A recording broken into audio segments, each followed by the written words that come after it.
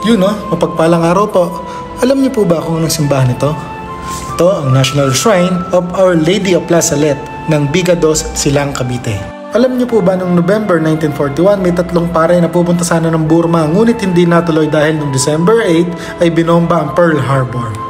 Ang Manila noon ay sinakop ng mga Hapon at lahat ng dayuhan ay sumailalim sa house arrest. Ang tatlong pare na si Father Joseph, John at Fred ay kinupkop at kinalingan ng mga Jesuita noon. Si Father Joseph at Julian ay nailipat sa Los Baños samantalang si Padre Doughty ay naiwan naman sa Manila. Ngunit hindi nagtagal nagsama-sama uli ang tatlong pare at bumalik sa Los Baños noong 1944. 16 na hektarya ang nabiling lupa sa Silang, Cavite na kung saan tinaniman at nag-alaga ng hayop para ibenta at magkaroon ng pondo.